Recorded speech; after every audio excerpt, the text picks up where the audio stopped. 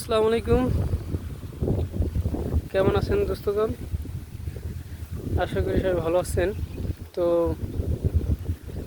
বর্তমানে ইউনাইটেড আরব আমিরাতের সব ধরনের ভিসা খুলে দিয়েছে।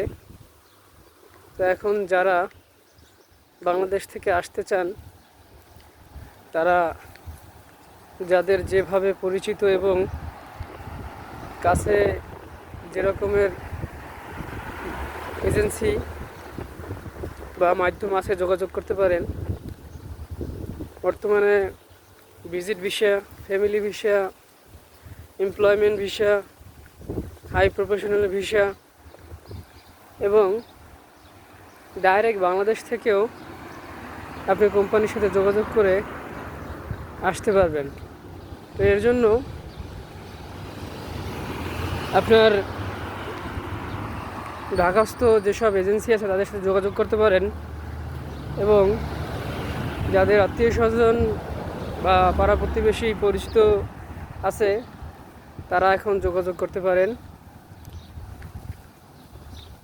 এই 2 দিন হলো ঘোষণা দিয়েছে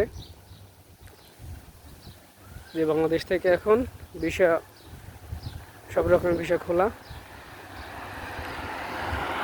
বিগত সালে যারা ছিলেন এবং বিভিন্ন কারণবশত দেশে আছেন, আসতে পারেন নাই, তারাও আসতে পারেন। তাদের একটা আলাদা অভিজ্ঞতা আছে, অবশ্যই তাদের চাকরির ক্ষেত্রে অবদানটা বেশি থাকবে। তাই আবার হুটহাট করে কারো কাছে টাকা পয়সার ব্যাপারে সাবধান থাকবেন, যেহেতু অনেক রকমের লোকজন আছে যারা টাকা পয়সা নেয়, এরকম বিভিন্ন কথা বলে ঠিকমতো কাজ করে না। আমরাও এরকম এসেছি এবং বিভিন্নভাবে এরকম আমরাও সমস্যায় পড়েছি, কিন্তু মানুষ বিশ্বাস করাটা খুবই কঠিন। কারণ মানুষ বলে এক, করে এক, কিন্তু দেখা যায় সিস্টেমও এইরকমই চলে। অর্থাৎ যেভাবে বলে টাকা পয়সা নেয় বা কাজের মাধ্যমে, সৎভাবেও কাজ অনেক রকমের সেরকমই হয়। তাই মহান আল্লাহ তাআলার কাছে দোয়া করবেন এবং যারা এরকমের কাজ করে আল্লাহ তাদেরকে হেদায়েত নসিব করুন, আর না হয় দুনিয়ার থেকে খালাস করে দিন। কারণ একটা লোক নিজের সম্পদ এবং বিভিন্ন কর্জের মাধ্যমে একটা কাজের সন্ধানের জন্যই বিদেশে আসে এবং নানা গঞ্চনা বঞ্চনা আর কষ্টে সহ্যের মাধ্যমে, যেহেতু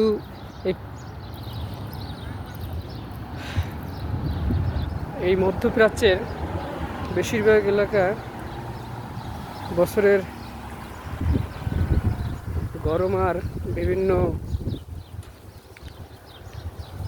ঝড় ঝঞ্ঝায় থাকে এবং এখানে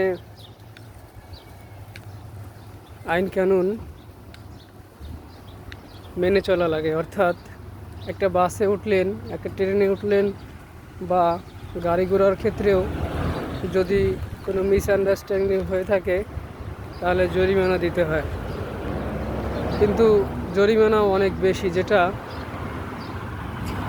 একজন ব্যক্তির জন্য খুবই খারাপ অবস্থানেও নিয়ে যেতে পারে। আমার মতে এখানের যে নিয়মকানুন আছে জরিমানার ক্ষেত্রে তা একটু কমানো দরকার। কারণ এরকমের সামান্য একটু ভুলের জন্য অনেক টাকা জরিমানার মাধ্যমে একজন ব্যক্তির নিঃশেষ হয়ে যায় মাঝে মাঝে। তাই যেহেতু বিভিন্ন রকমের সমস্যার জন্য এরকম নিয়মকানুন করছে, তারপরেও দেখা যায় অনেক সময় মানুষের সমস্যার মধ্যেও হয়ে যায়। তাই সরকারকে আরও বলবো যাতে এই যে প্রবাসী আছে, বাংলাদেশ এজেন্সি তথা